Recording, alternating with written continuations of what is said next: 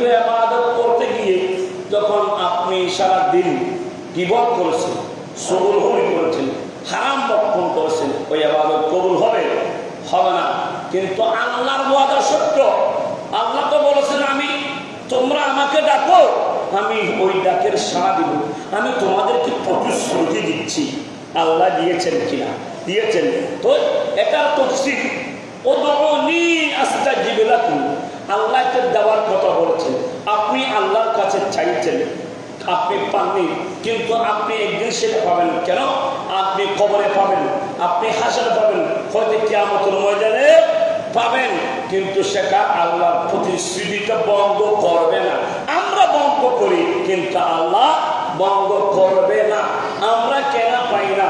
আমরা যখন আল্লাহর কাছে প্রার্থনা করি, ফরিয়াদ করি, আল্লাহর কাছে চাই, তখন আমাদের নিয়তের মধ্যে করবন, অথবা আমাদের খাদ্যের মধ্যে বেজার, অথবা আমাদের যে টাকা উপার্জন করি ওই টাকার মধ্যে হয়তো সমীক্ষা আছে, ওই টাকার মধ্যে আমি খাদ্য উপার্জন করে সংগ্রহে রান্না করে খাওয়ার পর ওই খাদ্য থেকে আপনার রক্ত পানি মিশ্রিত যা হয়েছে ওইটার মধ্যে হারাম আছে।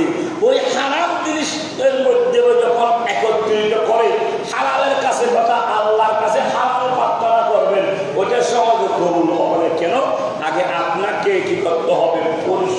পরিষ্কার করতে হবে, নিজের দেহকে পরিষ্কার করতে হবে, নিজের জবানকে পরিষ্কার করতে হবে, নিজের কাজকর্মকে পরিষ্কার করতে হবে, নিজেকে কি করতে হবে?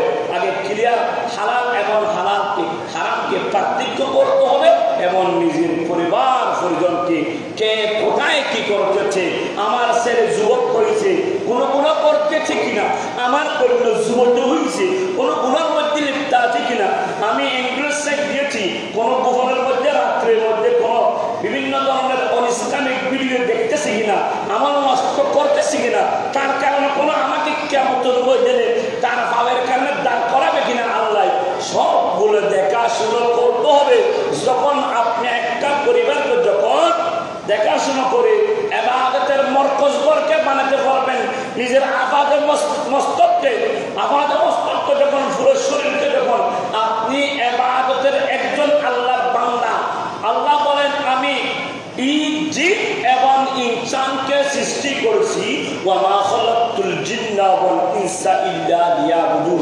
আমি মানুষ এবং জিনকে সৃষ্টি করেছি আমি রব্বুল আলামিনের ইবাদত বندگی করার জন্য। সুবহানাল্লাহ। যখন আল্লাহ বলেছেন এই কথা, ওই কথা যখন আপনি পর্যন্ত আমি পর্যন্ত পৌঁছার জন্য ব্যবস্থা হয়ে গেছে, জানার জন্য সুযোগ হয়ে গেছে, এরপর যখন আপনি ক্লিয়ার হয়ে যাবেন ওই আয়াত অনুযায়ী যখন নিজের জীবনকে কি করে গঠন করে পরিপূর্ণভাবে খোদাকে ডাকবেন, তখন আল্লাহর কাছে আপনি হাত তুলতে দেরি হবে